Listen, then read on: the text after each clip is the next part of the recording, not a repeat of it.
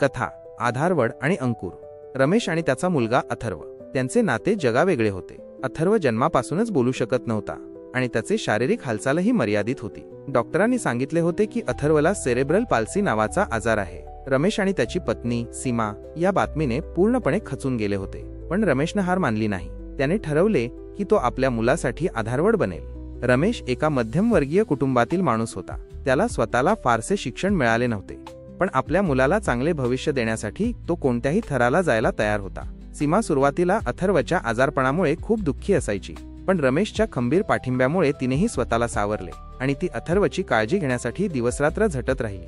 अथर्व इतर मुलांसारखा नव्हता. त्याला खेळायला, धावायला किंवा मित्रांशी गप्पा मारायला जमत नव्हते. तो व्हीलचेअरवर बसून एका जागीच असे, पण त्याच्या डोळ्यात एक वेगळीच चमक होती. तो शांतपणे सगळ्या गोष्टींचं निरीक्षण करायचा आणि आपल्या चेहऱ्यावरील हावभावांनी आपल्या भावना व्यक्त करायचा. रमेश अथर्वला कधीही एकटे सोडत नसे. तो त्याला रोज सकाळी उठवून त्याचे सर्व कामे करायचा. त्याला न्हाऊधुवू घालून तयार करायचा आणि मग त्याला व्हीलचेअरवर बसवून बागेत फिरायला घेऊन जायचा. बागेतील रंगीबेरंगी फुले, पक्ष्यांचा चिवचिवाट आणि लोकांची लगबग अथर्व शांतपणे बघत असे. रमेश त्याला प्रत्येक गोष्टीची माहिती देत असे, जणू काही अथर्व त्याच्या प्रत्येक शब्दाला प्रतिसाद देत आहे. अथर्व बोलू शकत नसल्यामुळे रमेशने त्याच्याशी संवाद साधण्याचा एक वेगळा मार्ग शोधला होता. तो अथर्वच्या डोळ्यांतील भाव आणि त्याच्या चेहऱ्यावरील हावभाव ओळखायला शिकला होता. अथर्वला भूक लागली आहे की त्याला कंटाळा आला आहे, हे रमेश त्याच्या एका नजरेवरून ओळखत असे. त्यांच्या दोघांमध्ये एक अतूट भावनिक बंध तयार झाला होता, ज्याला शब्दांची गरज नव्हती. सीमा अथर्वला घरी शिकवायची. ती त्याला चित्रकला, संगीत आणि सामान्य ज्ञान शिकवत असे. अथर्वला रंगांची खूप आवड होती. तो तासनतास रंगांमध्ये रमून जायचा. त्याचे चित्रकला शिक्षक नेहमी त्याचे कौतुक करायचे आणि म्हणायचे की अथर्वच्या चित्रांमध्ये एक वेगळीच भावना असते. रमेश आपल्या कामातून वेळ काढून अथर्वला फिरायला घेऊन जायचा. कधी ते समुद्राच्या किनाऱ्यावर जात, जिथे अथर्व शांतपणे लाटांचे आवाज ऐकत असे, तर कधी ते एखाद्या शांत ठिकाणी जात, जिथे रमेश त्याला निसर्गाची माहिती देत असे. रमेशला नेहमी वाटायचे की अथर्वला जगाचा अनुभव घेता यावा. जरी तो शारीरिकदृष्ट्या मर्यादित असला तरी अथर्व मोठा होत होता आणि त्याच्या गरजाही वाढत होत्या. रमेशला अधिक काम करावे लागत होते, पण त्याने कधीही तक्रार केली नाही. त्याला आपल्या मुलासाठी सर्व काही करायचे होते. त्याचे मित्र त्याला अथर्वची इतकी काळजी घेताना पाहून त्याचे कौतुक करायचे, पण रमेश म्हणायचा, तो माझा मुलगा आहे, त्याची काळजी घेणे माझे कर्तव्य आहे आणि मला त्यात आनंद मिळतो. एक दिवस अथर्वला खूप ताप आला. सीमा आणि रमेश दोघेही खूप घाबरले. त्यांनी त्याला लगेच डॉक्टरांकडे नेले.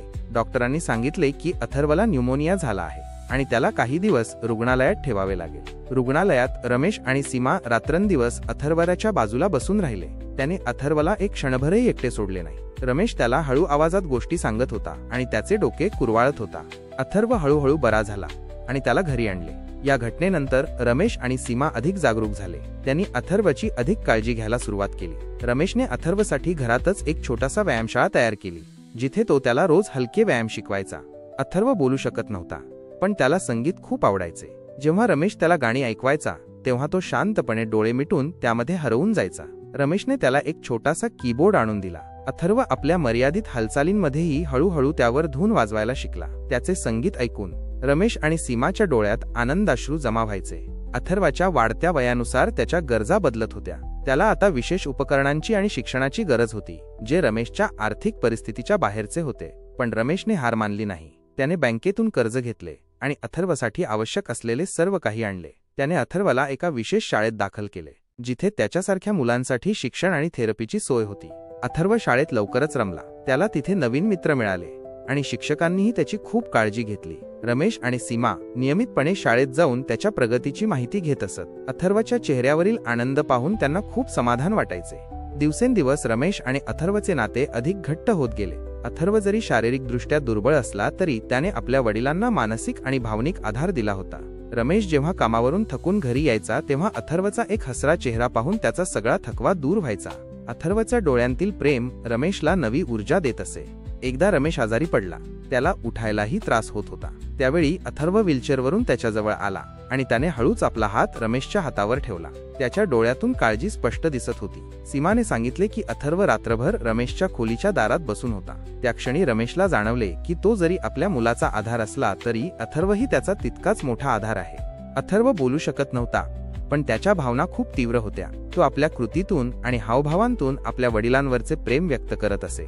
रमेशलाही त्याच्या भावना समजत होत्या. त्यांच्या दोघांमध्ये एक मौन संवाद होता, जो शब्दांपेक्षाही अधिक प्रभावी होता. रमेश आणि अथर्वची कथा ही एका असामान्य परिस्थितीत असलेल्या एका सामान्य कुटुंबाची कथा आहे. यात एका वडिलांचे आपल्या दिव्यांग मुलावरील निस्वार्थ प्रेम आणि त्या दोघांच्या अतूट बंधाचे हृदयस्पर्शी चित्रण आहे. अथर्व शारीरिकदृष्ट्या दुर्बळ असला तरी त्याने आपल्या वडिलांना जगण्याची नवी उमेद दिली आणि रमेशने त्याला आधार देत त्याच्या जीवनाला एक अर्थ दिला.